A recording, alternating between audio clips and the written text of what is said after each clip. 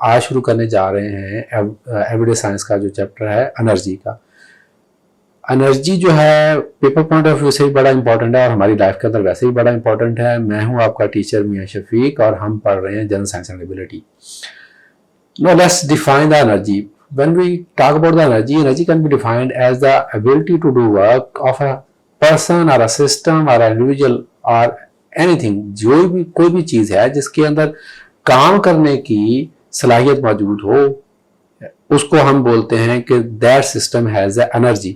अच्छा, अब एनर्जी आपको किस किस फॉर्म के अंदर आपको नजर आएगी। अगर आप अपने किरदोनवा के अंदर आप देखें, अगर आपका जो लाइट है वह कर रही है तो लाइट एनर्जी की एक फॉर्म है। गाड़ी चल रही है तो उसके अंदर एनर्जी है। जो आपका सन है वो आपको एनर्जी प्रोवाइड कर रहा है।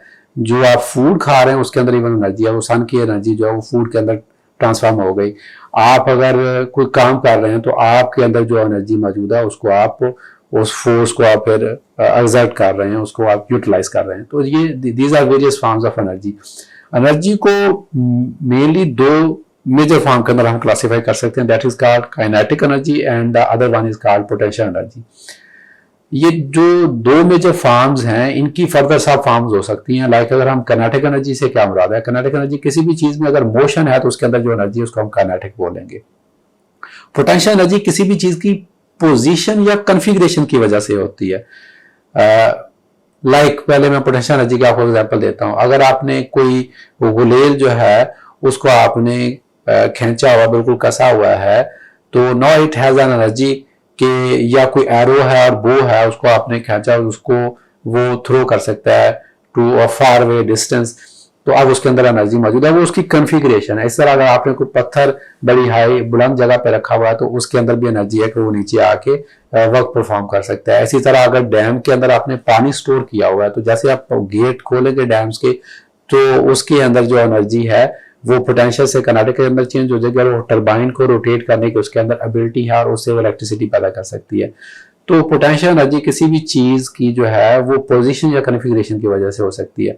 और पोटेंशियल एनर्जी का अगर आप फार्मूला देखें तो वो मैस इनटू ग्रेविटी mgh उसको हम बोलते हैं। Potential energy is equal to mgh, जहां पे m stand for mass, g stand for gravitation acceleration, s stand for height. कोई चीज जितनी ज्यादा हाइट पे होगी, जितना किसी चीज का मैस ज्यादा होगा उतनी उसके अंदर ग्रेविटेशन पोटेंशियल एनर्जी या पोटेंशियल एनर्जी क्या होगी, ज्यादा होगी।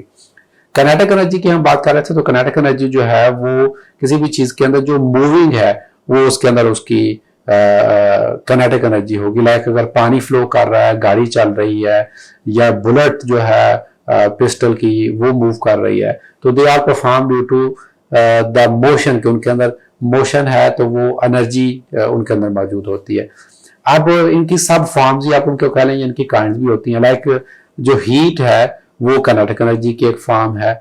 इसी तरह जितना भी ये जो विंड है अगर चल रही है तो उसके अंदर जो एनर्जी है वो काइनेटिक एनर्जी। अगर करंट्स मूव करें तो वो काइनेटिक एनर्जी है। सिमिलरली अगर हम बात करते हैं साउंड की या इलेक्ट्रिसिटी की, तो जो आपका साउंड है, साउंड वेव जो है वो ट्रेवल करती है थ्रू अ मीडियम, तो जो साउंड वेव्स हैं वो भी एक काइनेटिक एनर्जी के एग्जांपल है। पोटेंशियल एनर्जी सर मैंने आपको बताया कि पोटेंशियल एनर्जी जो है वो आपकी कॉन्फ़िगरेशन की वजह से होती है। तो न्यूक्लियस के अंदर जो एनर्जी होती है, न्यूक्लियर एनर्जी, जिस तरह यूरेनियम के थ्रू हम एनर्जी लेते हैं तो वो पोटेंशियल है। केमिकल बॉन्ड्स के अंदर जो एनर्जी है उसको हम बोलते हैं वो पोटेंशियल है। ग्रेविटेशनल पोटेंशियल एनर्जी, किसी चीज की हाइट की बुनियाद पर जो उसके अंदर एनर्जी होती है वो भी पोटेंशियल है। तो हम काइनेटिक और पोटेंशियल को फर्दर इस तरह से क्लासीफाई कर सकते हैं। ये क्वेश्चन तो एग्जामिनर ज्यादा डिटेल में नहीं पूछता, मैक्सिमम हो सकता है कि वो 2 मार्क्स का डेफिनेशन पूछ ले। समटाइम्स यू कैन आस्क के एनर्जी की फॉर्म्स क्या और काइंड्स क्या हैं, तो इसमें आपने कंफ्यूज नहीं होना। एनर्जी की जो फॉर्म्स हैं वो एक्चुअली पोटेंशियल और काइनेटिक ही हैं, यही 2 फॉर्म्स हैं। फिर अगर उसके हम काइंड्स की बात करते हैं तो वो काइंड्स तो बेशुमार हो सकती हैं। उसको आप thermal, hydel, potential, geothermal, tidal कई फॉर्म्स के अंदर आप काइंड्स के अंदर उसको आप डिवाइड कर सकते हैं। अब आते हैं हम एक टॉपिक की तरफ जो कि बड़ा ही इंपॉर्टेंट है एग्जामिनेशन पॉइंट ऑफ व्यू से, और इस पे क्वेश्चन भी बहुत ज्यादा आते हैं।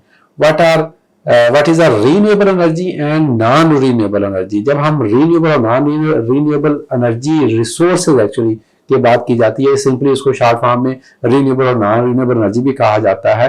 तो जो रीन्यूएबल एनर्जी है वो क्या है, तमाम वो सोर्सेज जिनको अगर हम यूटिलाइज करें तो वो सोर्स डिप्लीट नहीं होता, आप उससे मजीद एनर्जी क्या कर सकते हैं, हार्वेस्ट कर सकते हैं, उसको बोलते हैं रीन्यूएबल, रिसोर्स रीन्यू हो जाते हैं। ऐसे एग्जांपल देते हैं, सन से आपको हीट आती है तो सन की एनर्जी खत्म नहीं हो रही, सन एज ए सोर्स जो है वो इन्फिनिट है। हम अगर हम बहुत लॉन्गर सेंस में बात करें तो हो सकता है 4.5 बिलियन साल के बाद जो है वो सन जो है उसकी एनर्जी जो है वो थोड़ी मध्यम हो जाए, लेकिन that is a very long period. फिर इसी तरह अगर हम बात करते हैं कि हवा चल रही है तो जो विंड है उसकी एनर्जी को हम यूटिलाइज कर सकते हैं इलेक्ट्रिसिटी प्रोड्यूस करने के अंदर। तो विंड का रिसोर्स जो है वो डिप्लीट नहीं होगा, लाइक कह लें कि विंड के अंदर से कोई चीज जो है वो कम नहीं हो जाएगी, सिर्फ उसकी एनर्जी जो है उसको हमने हार्वेस्ट कर लिया इलेक्ट्रिसिटी के अंदर, उसको कन्वर्ट कर लिया। सिमिलरली रनिंग वाटर जो है उसको अगर हम इलेक्ट्रिसिटी की प्रोडक्शन के लिए इस्तेमाल करते हैं तो वाटर जो है उसका भी ना मैस कम होना है ना वेट कम होना है,